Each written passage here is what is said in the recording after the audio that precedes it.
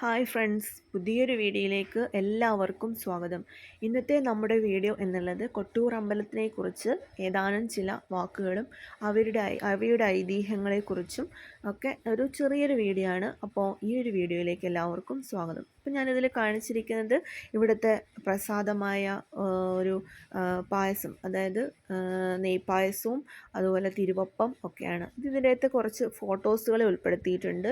ഇത് അവിടുത്തെ പ്രധാന വിശേഷം ഇളനീരഭിഷേകം, അതുപോലെ മകന്നാൾ കലംവരവ് എന്ന് പറയുന്ന ഓരോ ആചാരങ്ങളാണ്.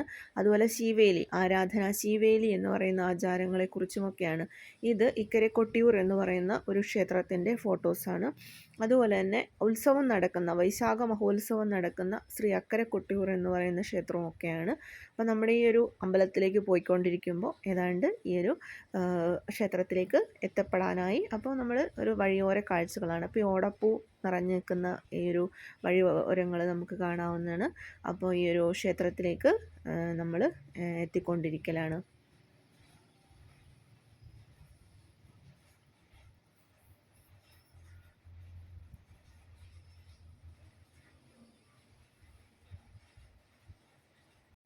കണ്ണൂർ ജില്ലയിലെ പ്രധാന തീർത്ഥാടന കേന്ദ്രങ്ങളിൽ ഒന്നായിട്ടാണ് ഈ ശ്രീ കൊട്ടിയൂർ അമ്പലം എന്ന് പറയുന്നത്. ഇവിടെ ഉത്സവം നടക്കുന്നത്, അതായത് അക്കരെ കൊട്ടിയൂരും ഇക്കരെ കൊട്ടിയൂരും ഉണ്ട്. ഇപ്പോൾ റോഡിന് രണ്ട് സൈഡുകളിലായിട്ടാണ്. ഈ അക്കരെ കൊട്ടിയൂർ വൈശാഖ മഹോത്സവം മാത്രമാണ് നടക്കുന്നത്. മെയ് 21 മുതൽ ജൂൺ 17 വരെയാണ് ഈ ഉത്സവം നടന്നുകൊണ്ടിരിക്കുന്നത്. ഈ ക്ഷേത്രത്തെക്കുറിച്ച് പറയുകയാണെങ്കിൽ നല്ല പ്രകൃതി സൗന്ദര്യവും ഔഷധവീര്യവും നിറഞ്ഞൊഴുകുന്ന വയനാടൻ മലനിരകളുടെ പടിഞ്ഞാറൻ താഴ്വരയിലാണ് പ്രസിദ്ധമായ ഈ കൊട്ടിയൂർ മഹാദേവ ക്ഷേത്രം സ്ഥിതി ചെയ്യുന്നത്. ഇക്കരെ കൊട്ടിയൂർ എന്നും അക്കരെ കൊട്ടിയൂർ എന്നും രണ്ട് പേരുകളിലാണ് ഈ ക്ഷേത്ര സങ്കേതങ്ങൾ അറിയപ്പെടുന്നത്. ഇക്കരെ കൊട്ടിയൂർ ക്ഷേത്രത്തിൽ പൂജാ സമ്പ്രദായമാണ് ഉള്ളത്. നിത്യപൂജാ സമ്പ്രദായം ഉണ്ട്. എന്നാൽ അക്കരെ കൊട്ടിയൂർ ക്ഷേത്രത്തിലാണെങ്കിൽ വൈശാഖ മഹോത്സവ കാലത്ത് മാത്രമാണ് പൂജാതി കർമ്മങ്ങൾ ചെയ്തു വരുന്നത്. മറ്റ് ക്ഷേത്രങ്ങളിൽ എന്ന പോലെ തന്നെ അക്കരെ സ്ഥിരമായ ഒരു ശ്രീകോവിലോ അല്ലെങ്കിൽ മറ്റ് മണ്ഡപങ്ങളോ ഗോപുരങ്ങളോ ഒന്നും തന്നെ ഇല്ല. വൈശാഖ മഹോത്സവ കാലഘട്ടങ്ങളിൽ മാത്രമാണ് താൽക്കാലികമായാണ് അവയൊക്കെ നിർമ്മിക്കുന്നത്. യാഗവേളയിലെ പർണശാലകളെ അനുസ്മരിപ്പിക്കാനാണ് ഓല കൊണ്ടുള്ള നിർമ്മിതികൾ നടത്തുന്നത്. പിന്നെ മണിത്തറയ്ക്ക് ചുറ്റുമായിട്ട് സ്ഥിതി ചെയ്യുന്ന വൃത്താകൃതിയുള്ള ഒരു ചിറ കാണാം. ഇതിനെയാണ് തിരുവഞ്ചിറ എന്ന് പറയുന്നത്. മണിത്തറയ്ക്ക് മുകളിലായി കാണപ്പെടുന്ന പടുകുഴിയിലാണ് ഈ സാക്ഷാൽ ശ്രീ പരമേശ്വരൻ സ്വയംഭൂവായിട്ട് കുടികൊള്ളുന്നത്. ഇനി ഈ ഒരു ക്ഷേത്രത്തിൻ്റെ ഐതിഹ്യത്തെക്കുറിച്ച് പറയുന്നതാണെങ്കിൽ ഈ കൊട്ടിയൂർ ഭക്ത ജനമനസ്സുകളെ ആത്മീയതയുടെ ഉത്തുംഗതയിലെത്തിക്കുന്ന മഹാസാഗരം. ഈ മഹാക്ഷേത്രത്തിൻ്റെ ഉദ്ഭവത്തെക്കുറിച്ച് വിവരിക്കുക അസാധ്യം തന്നെ. എന്നിരുന്നാലും തലമുറകളായി പൂർവികന്മാർ പറഞ്ഞു കേൾക്കുന്ന കേട്ടുകേൾവികളുടെയും യുക്തിസഹജമായ അറിവുകളുടെയും തെളിവുകളുടെയും അടിസ്ഥാനത്തിലുള്ള വിവരങ്ങളാണ് നമുക്കുള്ളത് എന്ന് പറയുന്ന ഒരു പുസ്തകത്തിൽ വിവരിച്ചിരിക്കുന്ന കൊട്ടിയൂരിനെ കുറിച്ച് വിവരിക്കുന്നതാണിത്. ദക്ഷയാഗ കഥയുമായി ബന്ധപ്പെട്ടാണ് കൊട്ടിയൂർ മഹാദേവ ക്ഷേത്രോത്ഭവം ബന്ധപ്പെട്ട് കിടക്കുന്നത്. ദക്ഷയാഗ ഭൂമിയിൽ വെള്ളിയരഞ്ഞാണം ചാർത്തിയതുപോലെ സ്വച്ഛമായി ഒഴുകുന്ന പുണ്യനദി ബാവലിയുടെ തീരത്താണ് മഹാദേവൻ കുടികൊള്ളുന്നത്. ഈ പ്രദേശത്തിന് സമീപത്തുള്ള മിക്കവാറും സ്ഥലനാമങ്ങളും മറ്റും പരിശോധിച്ചാൽ ദക്ഷ പ്രജാപതി യാഗകർമ്മം ചെയ്തതായ ഭൂമിയാണ് കൊട്ടിയൂർ എന്ന് അനുമാനിക്കാം. പരശുരാമ ഭൂമിയിലെ മിക്കവാറും ക്ഷേത്രങ്ങളുടെ ഉദ്ഭവവും ബന്ധപ്പെട്ട് പുരാണേതിഹാസങ്ങളിലെ പുരാവൃത്തവുമായിട്ട് ബന്ധം കാണാവുന്നതാണ്.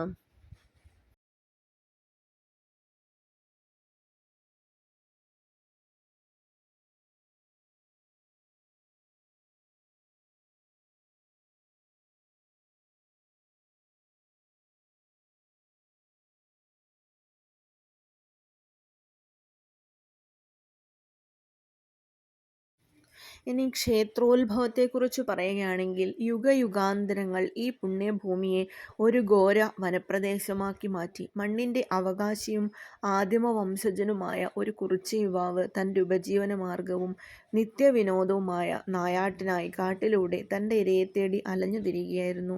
തൻ്റെ ആയുധമായ അമ്പിന് അല്പം ഊർജ്ജം വരുത്തുന്നതിനായി അവൻ തൻ്റെ മുമ്പിൽ കണ്ട ഒരു കല്ലിൽ അണച്ചു. അത്ഭുതമെന്ന് പറയട്ടെ, കല്ല് രണ്ടായി പിളർന്ന് രക്തം കുടുകുടെ ഒഴുകാൻ തുടങ്ങി. നിലക്കാത്ത രക്തപ്രവാഹം കണ്ട് കുറിച്യർ ഭയചകിതനായി കുറിച്യർ പെരുമാളെ എന്നുറക്കെ വിളിച്ചു. വനത്തിൽ നിന്നും അല്പമകലെ സ്ഥിതി ചെയ്യുന്ന പടിറ്റീറ്റ ഇല്ലത്തെത്തി. എന്താ കിടാവേ എന്ന് ചോദിച്ച ബ്രാഹ്മണനോട് അല്പനേരത്ത് ഉരിയാടാൻ പോലും അവന് സാധിച്ചിരുന്നില്ല. വിറച്ചുകൊണ്ട് അവൻ കാര്യങ്ങൾ അദ്ദേഹത്തെ അറിയിച്ചു.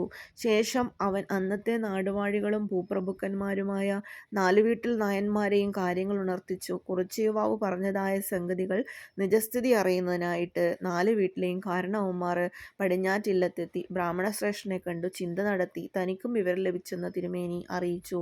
ആയതിനാൽ ഒരു വിദഗ്ധനായ ജ്യോതിഷിയെ കണ്ട് കാര്യങ്ങൾ മനസ്സിലാക്കണമെന്ന നമ്പൂതിരിയുടെ നിർദ്ദേശമനുസരിച്ച് അന്നത്തെ നാട്ടിലുള്ള ജ്യോതിഷ പ്രമുഖന്മാരെ വിളിച്ചു വരുത്തി വിശദമായൊരു പ്രശ്നചിന്ത നടത്തി. അങ്ങനെ ഭാവചിന്ത നടത്തിയ ജ്യോതിഷ പ്രമുഖന്മാർ എല്ലാവരും കുറിച്യർ അമ്പണച്ചതായ കല്ല് കേവലം ഒരു ശിലയല്ലെന്നും സാക്ഷാൽ കൈലാസവാസൻ ശ്രീ മഹാദേവൻ സ്വയംഭൂവായി സാന്നിധ്യം കൊള്ളുന്നുവെന്നും കാണുകയുണ്ടായി. ആയതുകൊണ്ട് എത്രയും വേഗം തന്നെ പ്രസ്തുത സംഗീതത്തിൽ ചെന്ന് ശിലയിൽ യഥാവിധി പ്രായശ്ചിത്ത പരിഹാരാദി കർമ്മങ്ങൾ ചെയ്തു വരയണമെന്നും അല്ലാത്തപക്ഷം ദൈവകോപത്തിനും നാടിനും ദേശവാസികൾക്കും ദുരിതങ്ങൾക്ക് കാരണമാകുമെന്നും ജ്യോതിഷന്മാർ പ്രവചിക്കുകയുണ്ടായി. അങ്ങനെ ജ്യോതിഷ പ്രവചന്മാരുടെ നിർദ്ദേശമനുസരിച്ച് പടിഞ്ഞാറ്റ് ഇല്ലം തന്ത്രി പരികർമ്മികളോടൊത്ത് പരിഹാരങ്ങൾ ചെയ്യുകയും ഉണ്ടായി. ആദിയിൽ നടത്തിയതായ കർമാദികളെ അനുസ്മരിപ്പിക്കുന്ന കർമ്മങ്ങൾ ഇന്നും അക്കരെ ക്ഷേത്രത്തിൽ വൈശാഖ മഹോത്സവ വേളയിൽ ചെയ്തു വരുന്നു.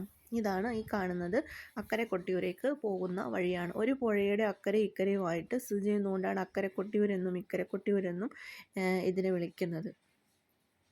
അപ്പം നമ്മൾ ആ ഒരു ക്ഷേത്രത്തിലേക്ക് പോയിക്കൊണ്ടിരിക്കുകയാണ്.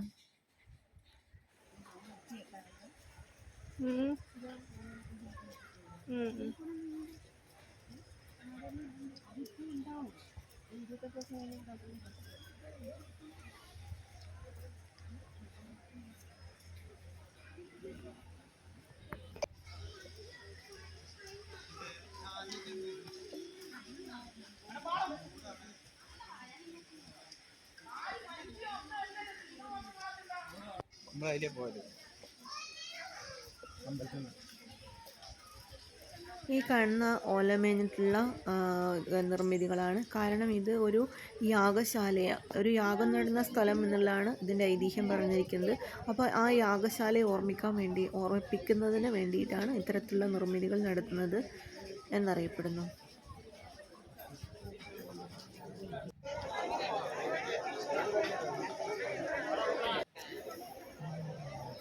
ഇതാണ് അക്കരെ കൊട്ടിയൂർ ക്ഷേത്രം എന്ന് പറയുന്നത്. ഒരു കുഴിയിലായിട്ടാണ് ഇവിടെയുള്ള വിഗ്രഹം ഉള്ളത്. അതുപോലെ പ്രദക്ഷിണം ചെയ്യുന്ന വഴികളിൽ ജലം ഉണ്ടാവണമെന്ന് നിർബന്ധമുണ്ട്. ആ ജലത്തിലൂടെയാണ് നമ്മൾ ഈ ക്ഷേത്രത്തിനെ ചുറ്റിക്കൊണ്ടിരിക്കുന്നത്.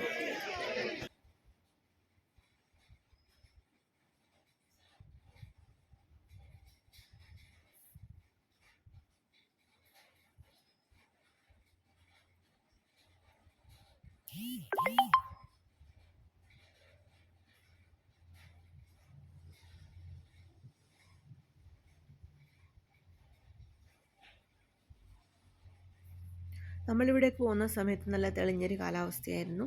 പക്ഷെ ഞാനിത് എഡിറ്റ് ചെയ്തത് അതിൻ്റെ പിറ്റേന്ന് ദിവസം. അപ്പോൾ ഇന്നൊക്കെ നല്ല മഴയുള്ള ദിവസമാണ്. പക്ഷെ നല്ലൊരു ദിവസം അവിടെ എത്തിപ്പെടാൻ പറ്റി എന്നുള്ളതും ഒരു വലിയ കാര്യമാണ്.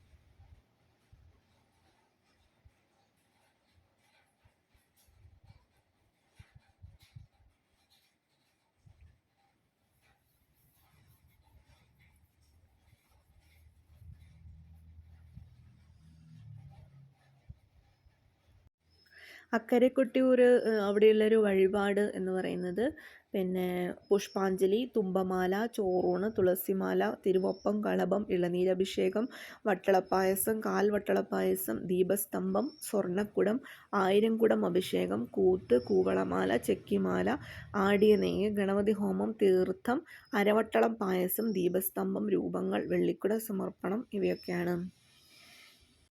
പിന്നെ ഈ ഭണ്ഡാരം എഴുന്നള്ളത്തിന് മുമ്പും അതുപോലെ മകന്നാൾ ഉച്ചശീവേലിക്ക് ശേഷവും അങ്ങനെ സ്ത്രീകൾ അക്കരെ ക്ഷേത്രത്തിൽ പ്രവേശിക്കുന്നില്ല.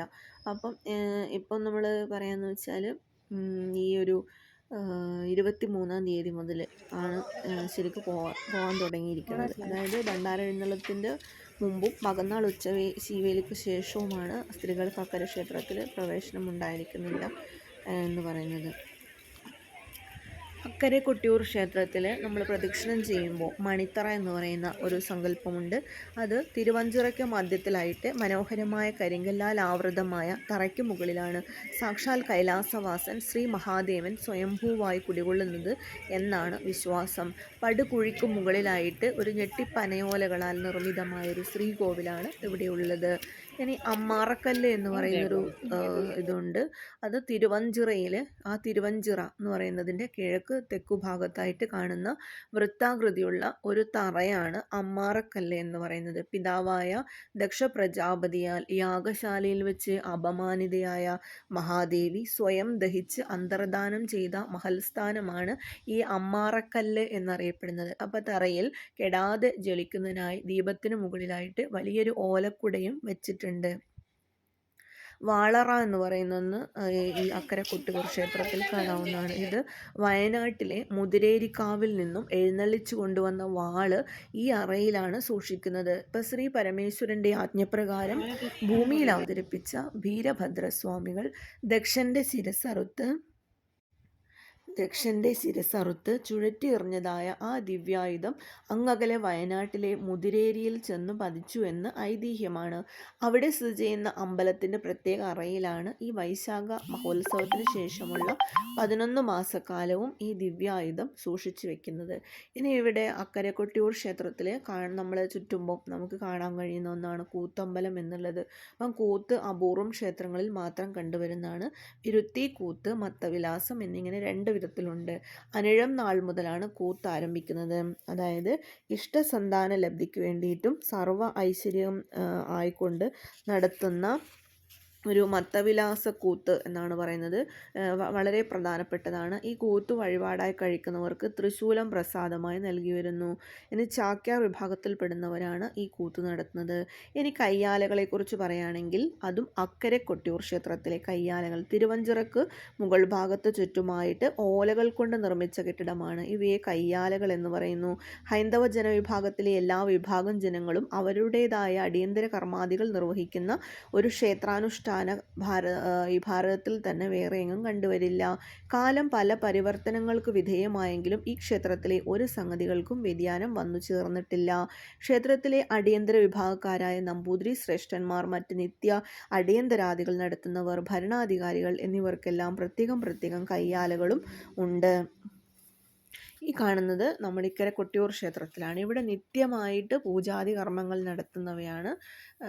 അതുപോലെ ഇവിടെ ഉള്ളത് ഒരു കാവ്, നമുക്കിവിടെ ഒരു ചെറിയൊരു കാവ് പോലെ ഉണ്ട്. പിന്നെ ഇവിടെ വെള്ളം ഒക്കെ കഴുകി സാധാരണയുള്ള പൈപ്പുകളെല്ലാം അവിടെ മൊത്തം വെള്ളത്തിൻ്റെ ഒരു നടുക്കുള്ള ഒരു ക്ഷേത്രമായതുകൊണ്ട് വെള്ളം ധാരാളമായിട്ട് അവിടെ വന്നുകൊണ്ടിരിക്കുന്നുണ്ട്. ഇത് നിത്യമായ പൂജ നടക്കുന്ന ഇക്കരെ കൊട്ടിയൂർ ക്ഷേത്രമാണ് നമ്മൾ ഈ പോകാൻ പോകുന്നത്. അവിടെ ഭക്തജനങ്ങൾ കാല് കഴുകിയതിന് ശേഷം അമ്പലത്തിലോട്ട് കയറുന്നു.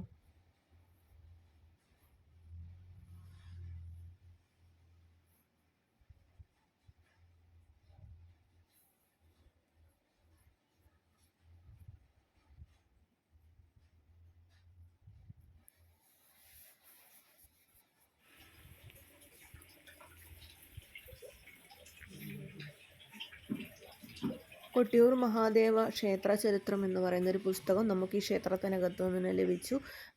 വാങ്ങിയ ആ പുസ്തകത്തിൻ്റെ അകത്തു നിന്നാണ് കുറച്ചധികം വിവരങ്ങൾ നമുക്ക് ലഭിച്ചിട്ടുള്ളത്. അപ്പോൾ എല്ലാവർക്കും വീഡിയോ ഇഷ്ടപ്പെട്ടാൽ ലൈക്ക് ചെയ്യണം.